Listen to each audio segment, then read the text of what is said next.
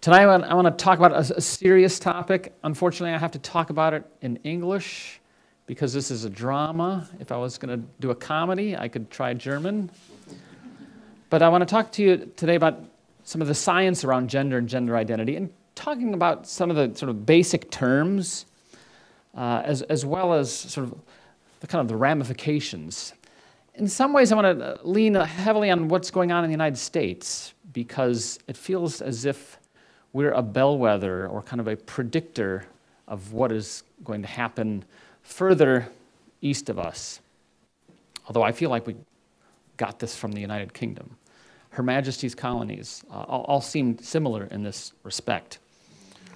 So in 2002, the European Union Court of Human Rights issued a landmark judgment in the case of Christine Goodwin versus the UK. Goodwin was biological male by birth who had undergone sex reassignment surgery 12 years prior. He sued over the change of sex not being legally recognized, not being able to retire at the age of women, and for privacy violations due to his birth certificate still showing that he was a biological male.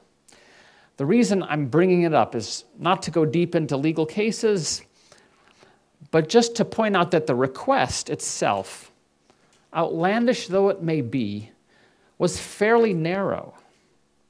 That was 20 years ago. Fast forward 18 years to 2020, Helena Dalli, the EU Commissioner for Equality, states that equality and non-discrimination are now fundamental human rights.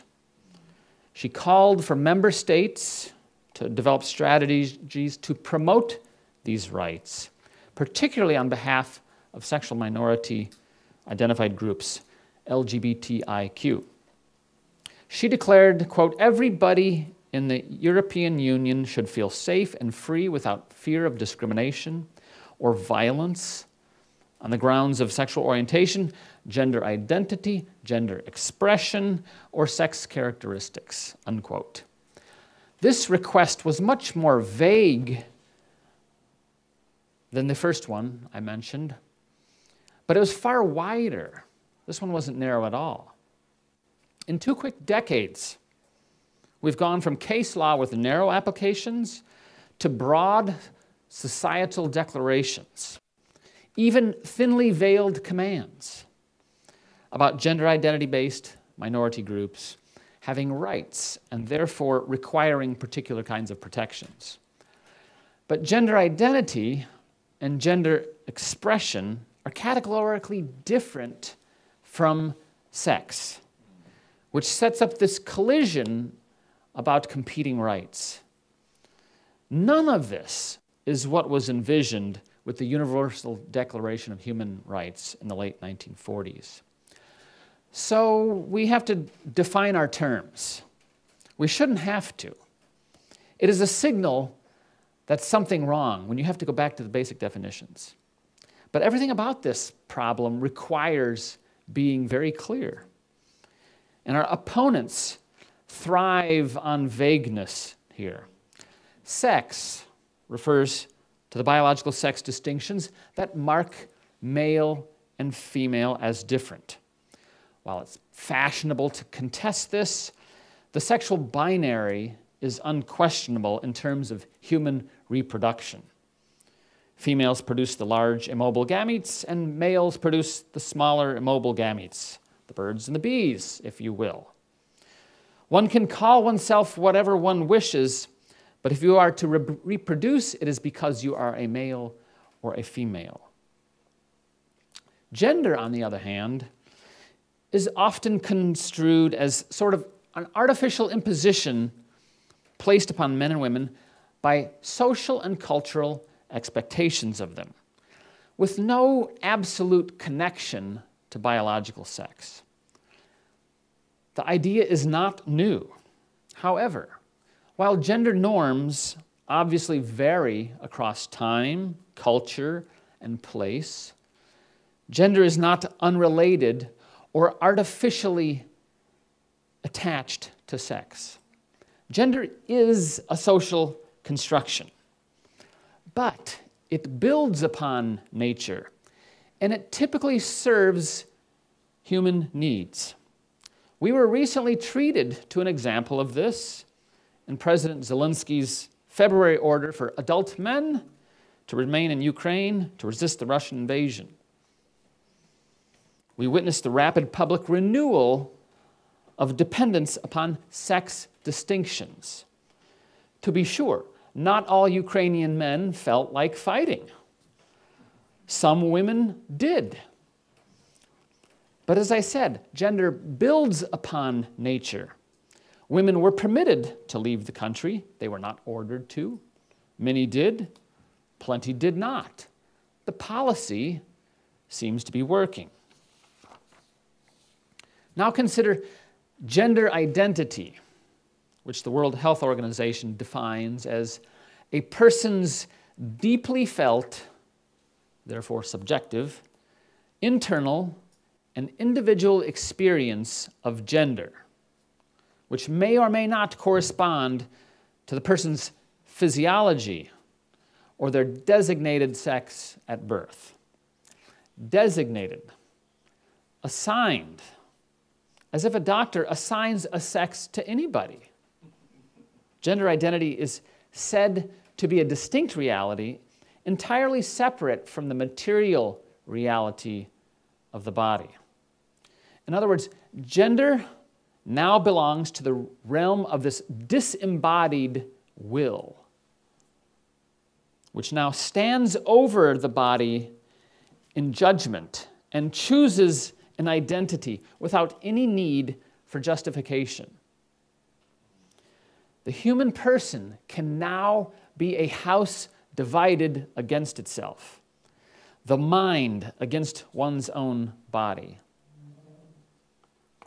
This slide is from a study of mine recently published in the Archives of Sexual Behavior.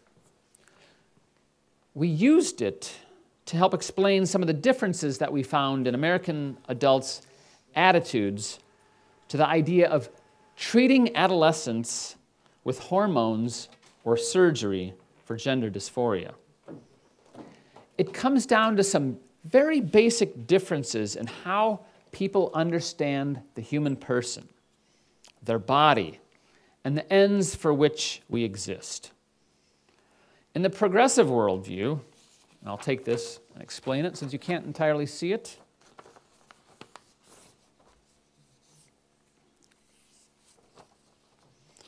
In the progressive worldview, there's sort of a dualism about the person.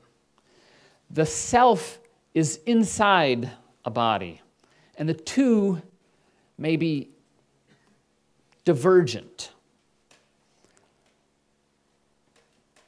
A person can be born into the wrong body in this mentality. But the self has rule over the body. Humans have very few stable characteristics, which could be termed human nature, and some reject the idea of a human nature altogether. But you, as an essential self, can express yourself, can recreate yourself through body modification. Male and female themselves are matters of identity. I identify as male. Sex, of course, assigned at birth, may be reassigned different later by your own choice. Now, why did we come up with this explanation? Well, when we analyzed what American adults thought about the wisdom of treating adolescents with hormones or surgery, we put a lot of predictors into the model, trying to understand, and arguably the most effective predictor of what American adults thought about gender treatment was whether they self-identified to a completely different question as either pro-life or pro-choice. More than religion, more than politics, education, sex, age, it was their opinion about abortion that kind of surprised us. But then we thought back to an old book by the sociologist James Davison Hunter old as in 30 plus years old, who he talks about in terms of the idea of culture wars, this notion of a progressive and an orthodox worldview. It worked then, and it seems to still work today on completely separate issues, but also those that concern the autonomy of the body. I happen to hold that the progressive convictions you see here are mistaken, some of them more mistaken than others. But they're not inconsequential. They're not mere preferences expressed within a system in which one can actually think and do whatever one wants. Instead, grave harm results where our social structures, governments, schools, even workplaces, grave harm results where these encourage such falsehoods about the human person. Eventually, these fictions can be established in law, and the population is required to be complicit with things that they know are not true empirically. So to legally construct gender identity is to allow material reality to be overwritten by an imagined reality. Now, how did we get here? I've talked about sex, gender, gender identity. Gender identity disorder first appeared as a medical diagnosis in 1994, serving as a replacement for the term transsexualism, with the hopes of lessening any stigma associated with that term. 20 years later, in the year 2013, gender identity disorder is replaced by gender dysphoria in order to problematize only the distress that people feel over their gender identity and not about the identity itself. Okay? So it's no longer a disorder, it's about sort of a difference or a distress. So the culturally dominant view of gender identity, as expressed in those recent EU declarations and legal cases, places gender dysphoria, a psychological diagnosis, under the auspices of minority rights. This is a legal and a political move that borrows from medicine at the same time that it denies that gender dysphoria is actually an illness. However, once you have successfully moved into the minority rights framework, you've moved away from the realm of medicine or psychiatry. Gender dysphoria is not so much a problem as it is considered distress. It is considered a condition best addressed by affirmation, psychologically and medically. A prominent European LGBTQ student organization offers an example of this. Quote, gender confirmation treatment should be available and reimbursable. Treatments should be accessible and state-supported. It is crucial that there are no limitations, they italicized it, no limitations to access this treatment, such as the requirement to be diagnosed with gender dysphoria in order to have access to these treatments. Okay? If you see the logic of where this is going, gender confirmation treatment should not even need a diagnosis of dysphoria in order to access the treatment. But to be treated with particular medical procedures typically implies that there is something to be treated. It's hard to avoid this, since there are gatekeepers to the procedures themselves. But affirmative treatment is quickly moving away from any preliminary criteria except the declaration of a self-identity. That's the authoritative claim about one's own feelings and a desire for the treatment. in general, problems of the mind are not typically solved by medically altering or harming the body. But affirmative care means doing whatever the patient asks you to do. Physicians, endocrinologists, surgeons really ought to return to basic principles. First, do no harm. Compassionate care involves attending to psychological and psychiatric problems first. Medical treatments were once very uncommon in this domain and limited to adults. But now, gender identity ideology and transgender medicine are surging in children and youth. Youth are especially vulnerable because they're in a state of physical and emotional development.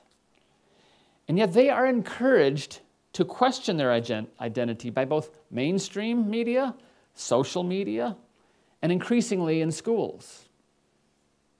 Many have been taught that biological sex is not an objective reality, that it is not binary. This ideological grooming and capture of an entire generation is now widespread in the United States. How successful have these efforts actually been? Johan had some of these statistics up earlier. In 2020, a Pew Research survey revealed that 1 in 6 Americans born between 1990 and 2002 identify as LGBT, with dramatic differences in trans identification between the generations. Some recent U.S. surveys have found as high as 10% of high schoolers identifying as transgender or gender nonconforming. Here are the UK gender referrals. But as Abigail Schreier's banned book, Irreversible Damage, describes, prior to these cultural changes, gender identity disorder among children was extremely rare, affecting less than 1/100% of the population. Most of those being natal boys. Studies have shown that if these children are simply left alone, the vast majority will naturally desist. That is, they will outgrow the dysphoria and accept their birth sex during puberty.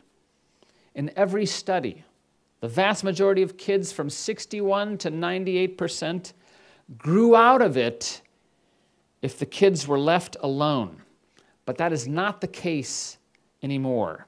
Now, detransitioning is very unusual. So what happened? Over the past decade, there have been exponential increases in the number of children presenting at gender identity clinics with gender dysphoria. The United Kingdom experienced increases of 4,400%, Sweden 1,500% over a 10-year period. Same pattern playing out across many nations, no sign of slowing down. At the same time, the sex ratio has flipped, with far more natal females presenting than males. Collectively, thousands of young pubescent girls are suddenly discovering that they have been born in the wrong body. Although many exhibited no hint of gender dysphoria before adolescence.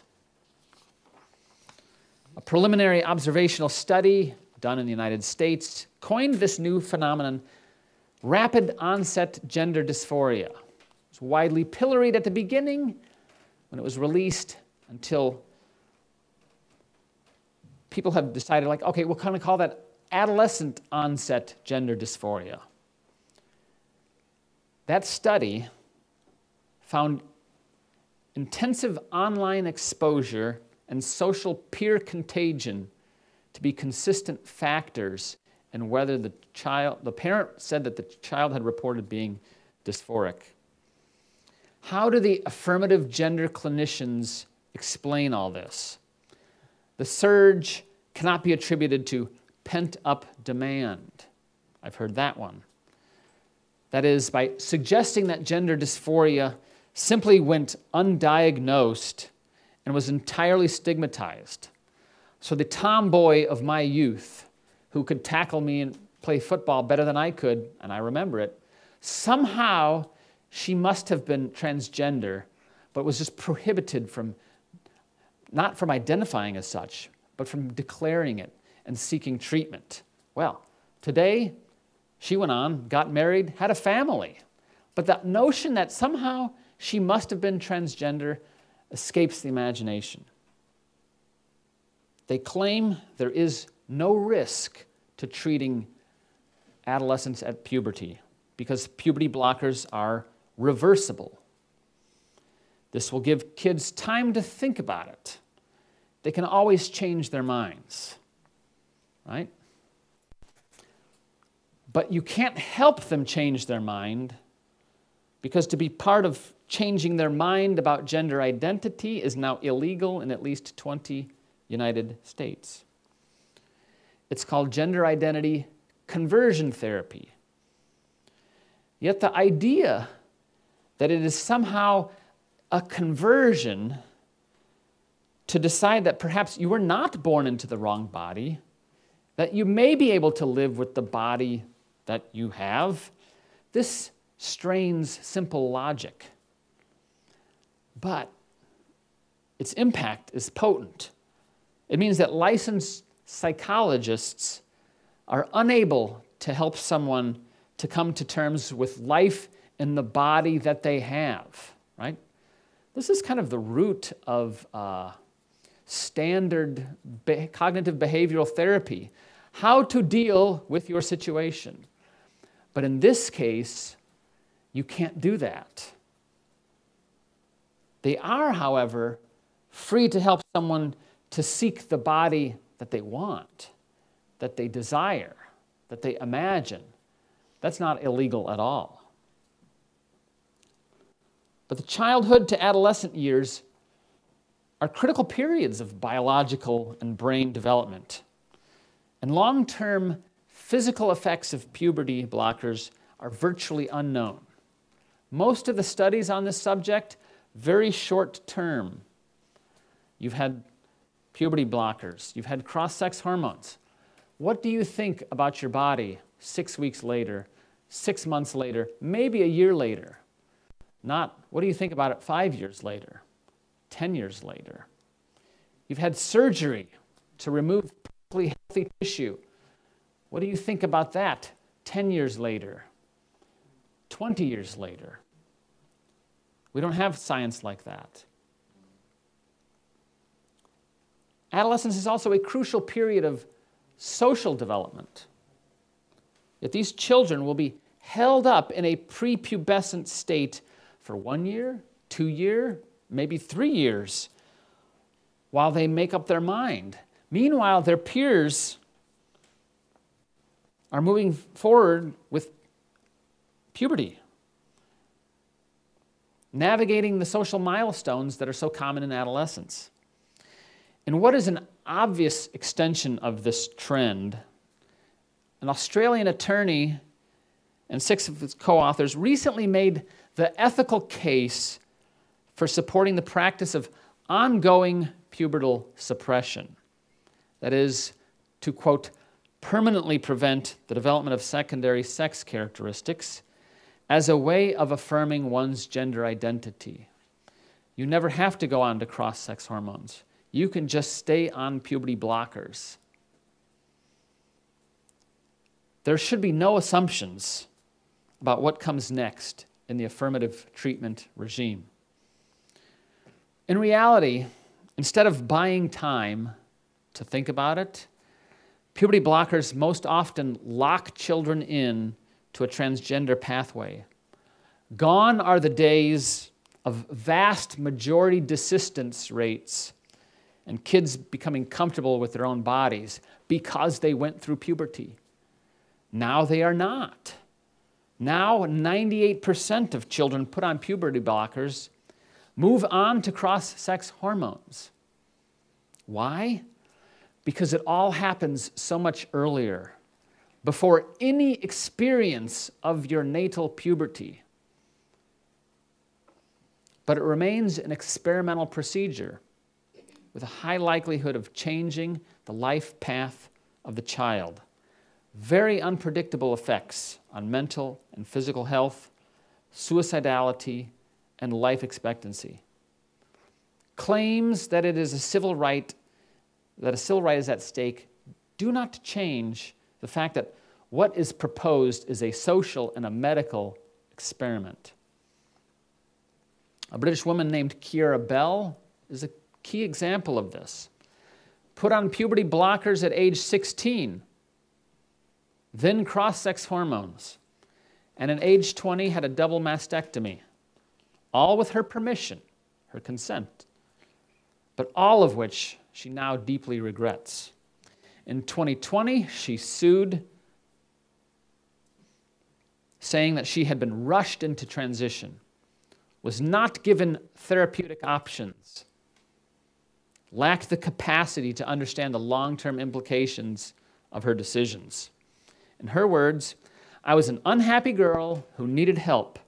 Instead, I was treated like an experiment." One of the more well-known affirmative clinician researchers in the United States jokes around this, saying, "It doesn't matter if you have your breast removed. You can get artificial breasts later."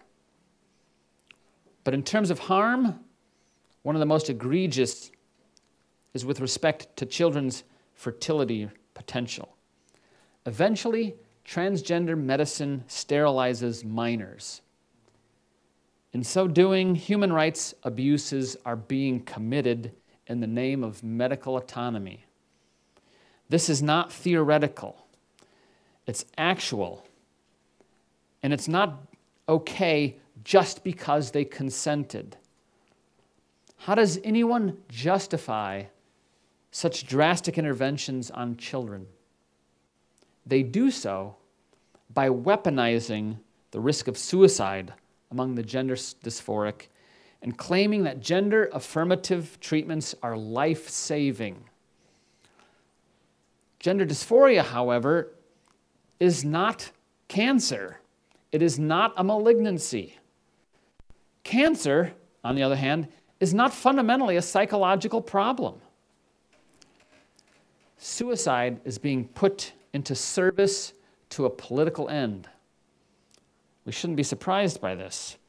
Indeed, it's part of the conceptual veiling that aids the capture of professional organizations like the American Medical Association, the American Academy of Pediatrics, and with them, policy shifts, legal protections put into practice.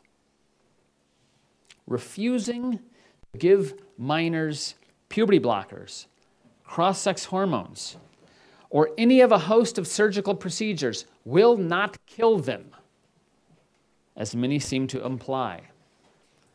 Oxford University sociologist Michael Biggs re-examined the UK gender clinic's data on suicides, and he found, very recently, earlier this year, the number of completed suicides among patients at the UK clinic to be so small that he concluded that it is irresponsible to exaggerate the prevalence of suicide. A former senior clinician in that clinic agreed.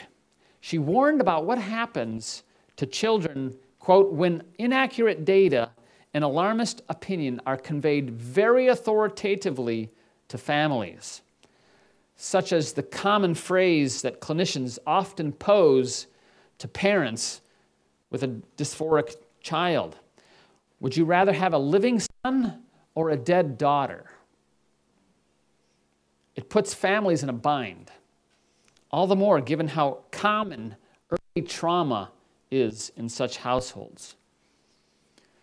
7 endocrinologists and a gender clinic in Australia were discussing the characteristics of children at the clinic. they noted a high number of conflicted family situations and documented trauma. In fact, only 5% of their sample was believed to exhibit healthy levels of functioning. 20 years ago, what is known as the Dutch protocol for treating minors refused to give hormones to children with apparent psychiatric conditions.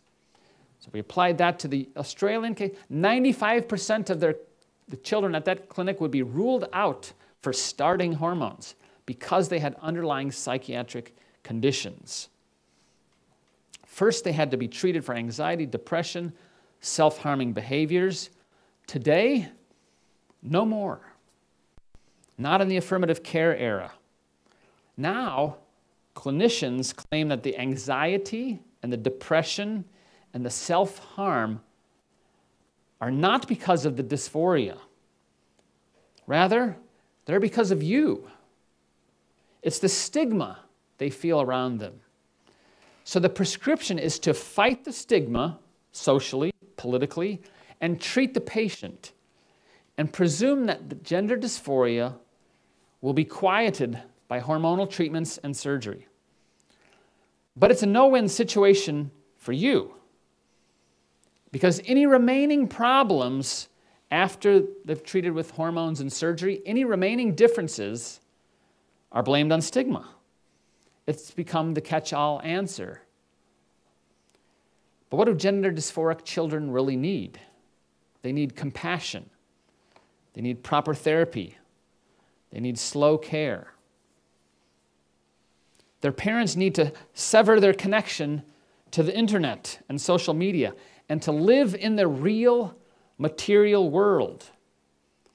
They need help addressing the problems in their lives. Their bodies are not to blame, and you are not to blame. But convincing them of that is rather difficult. My research assistant recently counted over 40,000 online fundraising appeals for double mastectomy surgery costs. Tens of thousands of young women seeking to amputate healthy breasts in search of personal identity or relief from body hatred or distress. You can imagine then that there are now thousands of young people like Kiara Bell who regret their transition. Due to these known harms, unclear benefits, and far too many unknowns, some countries like Finland and Sweden have actually slowed down their affirmative pathway as the standard treatment for minors. In 2020, Finland officially began recommending psychotherapy as the first line of treatment for gender dysphoria.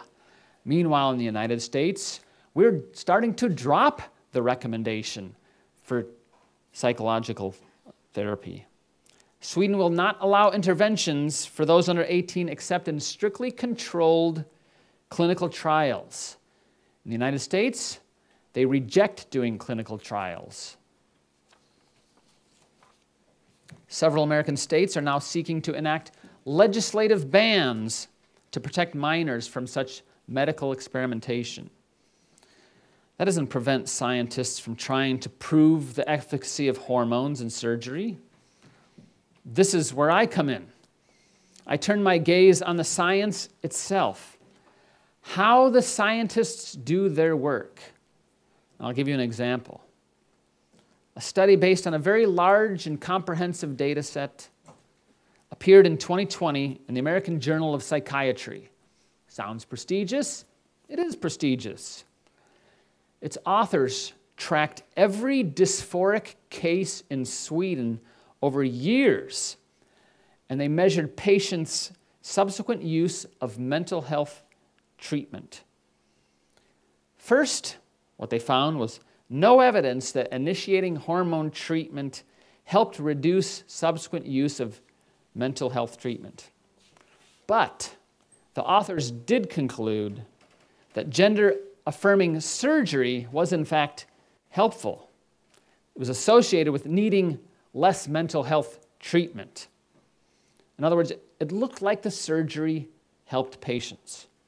At least the authors thought so. In fact, they were so confident that in their conclusions, they declared, this study provides timely support for policies that ensure coverage of gender-affirming treatments.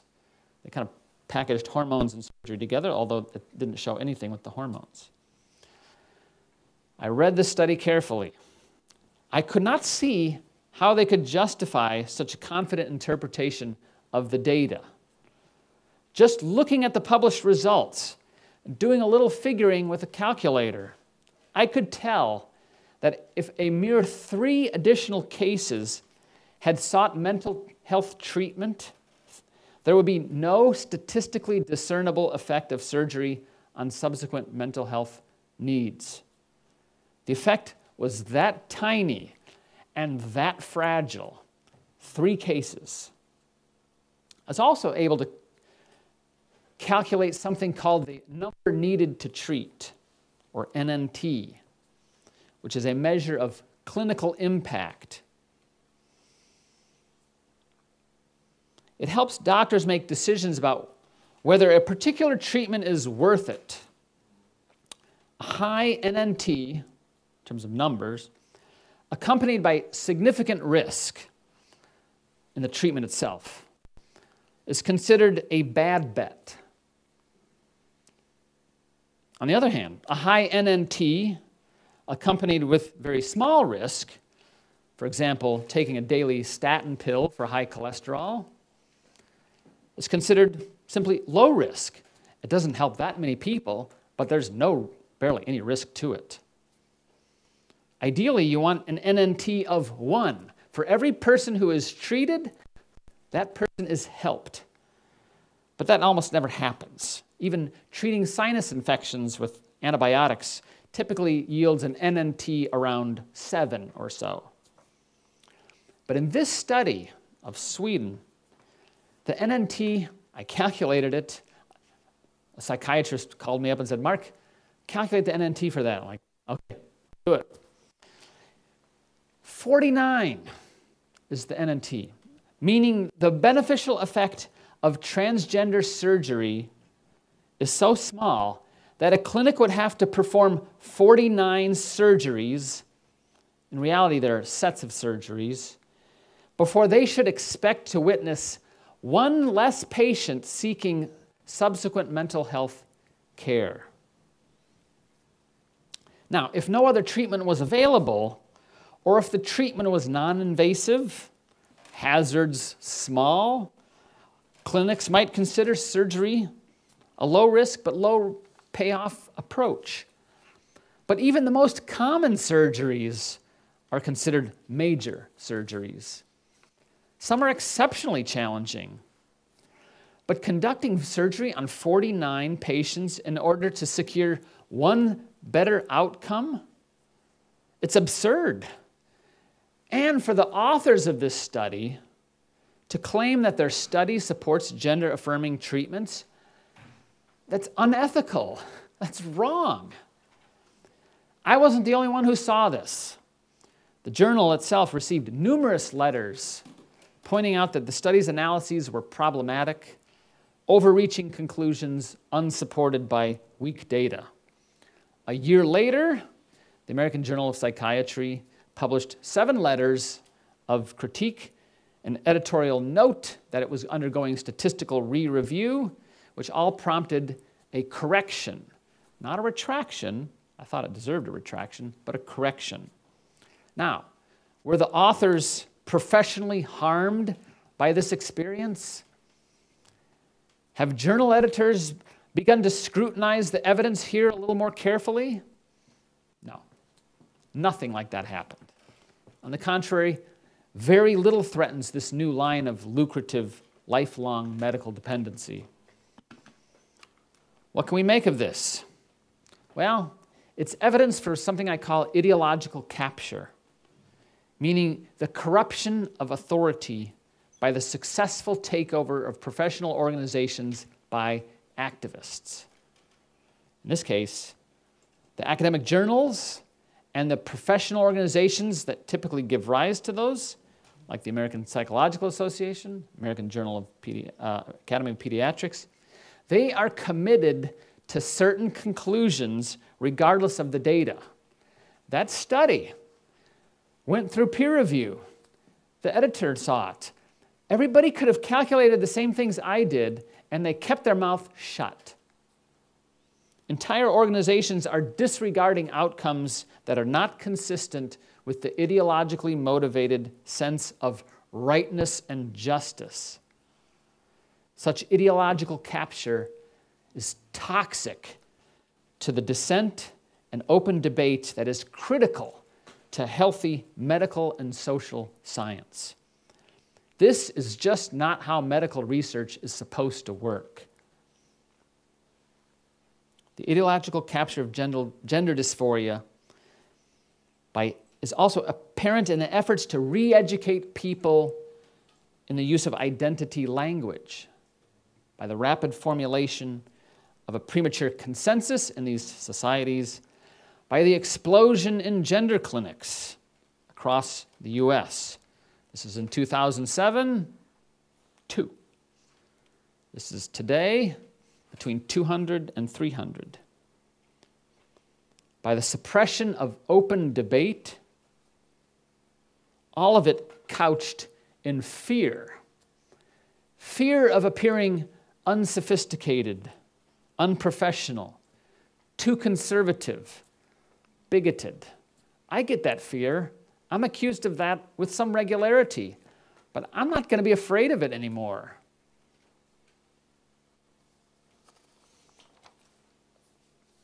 Take the example of the controversy over the American television news program 60 Minutes. For a long time, one of the most popular shows on TV. May of last year, 2021, they ran a segment on detransitioners. You would think it is healthy to have an open public discussion regarding patients who have undergone a gender transition, but who wish to transition back to their natal sex. Not only did activists seek to prevent the 60 Minutes segment from appearing, but so did well-known, well-published researchers. Leslie Stahl, the lead interviewer for the segment, an award-winning journalist for 30 years, said that she couldn't remember another story, quote, where comments and criticisms began surfacing from advocates before the segment even appeared. It's one thing to criticize it after it comes out. This, they wanted to suppress it from ever being released in the first place. Even book reviews are being retracted and withdrawn. Books, yes. Now book reviews of those books. Certain conclusions are penalized both professionally and in the wider and social economic marketplace. My own research division at the University of Texas at Austin recently sent us all guidance about how we ought to talk about transgender youth. They've never done that about any topic in the 20 years I've been employed there. To think that such external and political pressure do not affect the conduct of basic social and medical research would be naive.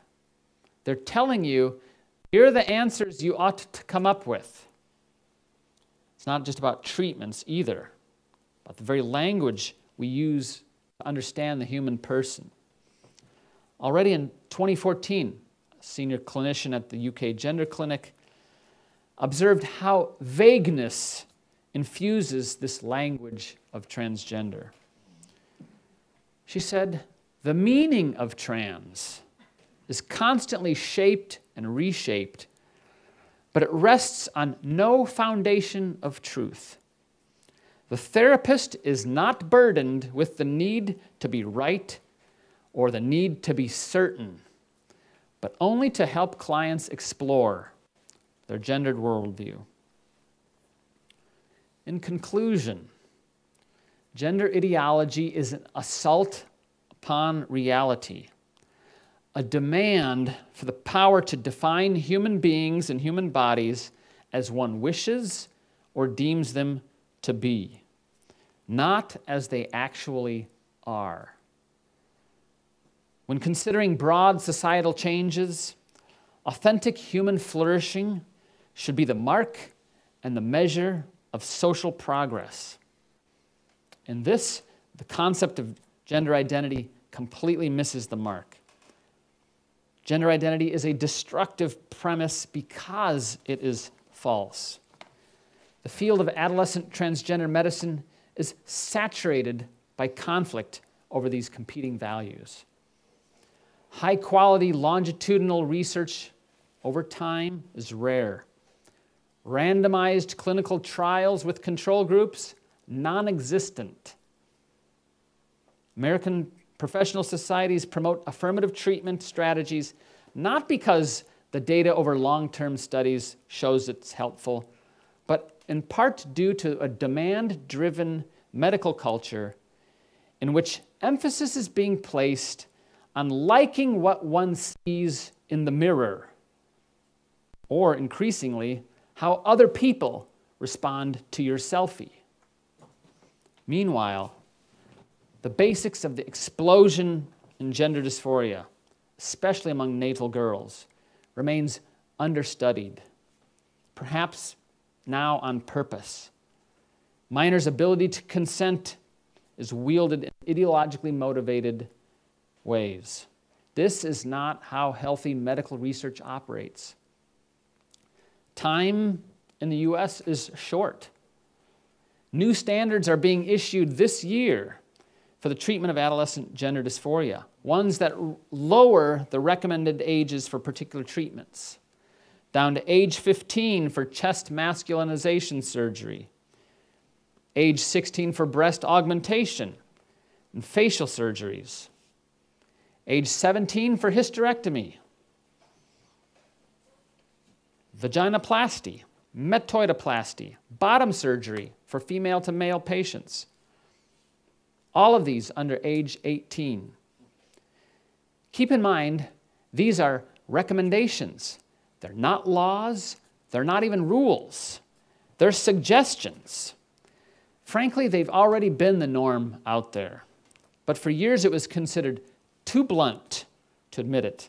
So they hid behind standards and claimed, without evidence, that they were being followed. But they're more confident now, hence relaxing down to younger ages. The sterilization of minors is still widely understood among the population to be morally wrong, but there's a lot of confusion about it. But we're not talking about normal times anymore. We're talking about exceptional times. The same rules just do not apply here. I want to conclude with the remarks of a late sociologist who taught at the university that I got my degree from. He was an atheist who was actually agnostic about the proper diagnosis and treatment of gender dysphoria. He said he really didn't care. But he understood well what gender ideology was capable of.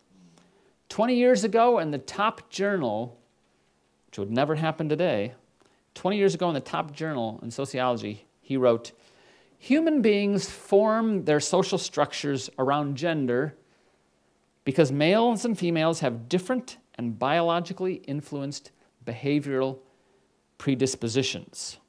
Fairly standard. Societies demonstrate wide latitude here. They can accentuate gender, they can minimize it, or they can leave it alone. If they ignore it, it doesn't go away. If they depart too far from the underlying reality of biological predispositions, they will generate what he called social malaise, social pressures to drift back towards closer alignment with biology. And then he concluded with a chilling prediction. He asserted that any social engineering program to degender society would require what he called a Maoist approach. Continuous revolutionary resolve and a tolerance for conflict. I do see some tolerance for conflict out there already, but I'm not sure I see enough of it.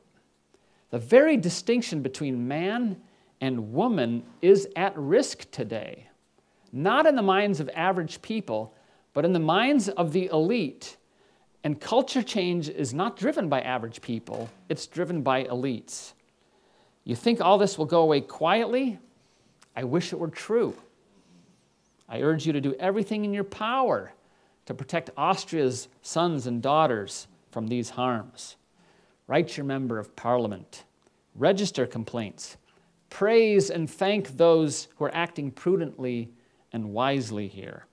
And talk about these things in your household. I'll leave you with the remarks of one of my favorite priests, gone 40 years now. He wrote, "In the national life, there are two things which are really essential: the laws concerning marriage and the laws to do with education. In these areas, God's sons and daughters have to stand firm and fight with toughness and fairness for the sake of all mankind." And if he had been able to envision this, he would have added to marriage and education the fundamental idea of distinctions between men and women. But he could not have imagined that 40 years ago.